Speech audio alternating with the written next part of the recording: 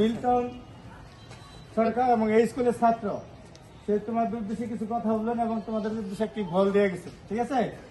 আর তোমাদের উদ্দেশ্যে ভালো কিছু কথা বলার জন্য তাকে অনুরোধ জানাচ্ছি। একটা হাততালি দাও, বল দিছি।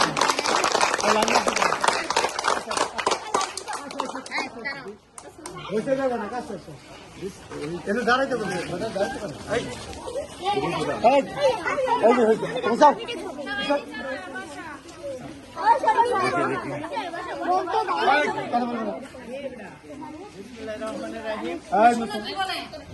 যাই হোক, আমি তোমাদেরই মতো এই স্কুলের ছাত্র ছিলাম, এই স্কুলে লেখাপড়া করছি। তো এই স্কুলের ছাত্রছাত্রী দেখলে আমারও অনেক স্মৃতি মনে হয়। তোমরা ভালোভাবে লেখাপড়া করবা। অনেকদিন পর তোমাদের মজা আসছি এই স্কুলে। আমি পৃথিবীর যে প্রান্তেই থাকি, এই স্কুলের প্রতি আমার মনটা পয়দা থাকে, মন প্রাণ। কারণ এইখানেই খেলাধুলা করছি, এই বাকি আমিও বড় হয়েছি। তো যাই হোক, তোমাদের উদ্দেশ্যে শুধু আমার একটাই কথা, তোমরা ভালোভাবে লেখাপড়া করবা।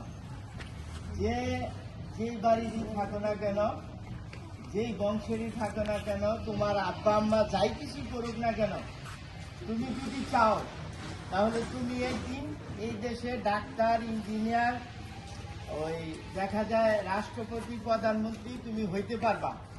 এটা একদম ইজি একটা ব্যাপার, শুধু তুমি একটু ভালো করে লেখাপড়া করলে। ঠিক আছে? সবাই মনে থাকবে? হ্যাঁ, সবাই মনোযোগ দিয়ে লেখাপড়া করবা, মা বাবাকে শ্রদ্ধা করবা, শিক্ষক শিক্ষিকার কথা শুনবা, এবং আগামীতে যদি তোমরা ভালোভাবে লেখাপড়া করো, আজকে একটা বল দিয়া উৎসাহিত করে গেলাম। আর তোমাদের জন্য বড় ধরনের পুরস্কার থাকবে।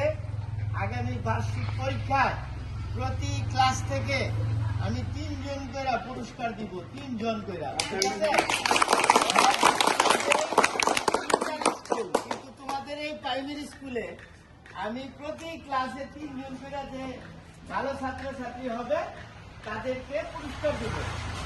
আর এখানে যে প্রধান শিক্ষক আছে, যারা আছে, শিক্ষিকা, শিক্ষক, সবার কথা শুনবা, দেখবা তোমাদের ভালো রেজাল্ট হবে।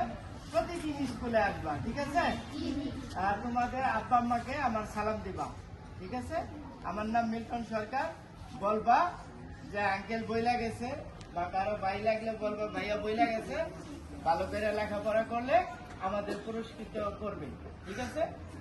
সকলেই ভালো থাকবা, সবার জন্য দোয়া রইল, আমার জন্য দোয়া করবা। তো আল্লাহ হাফেজ।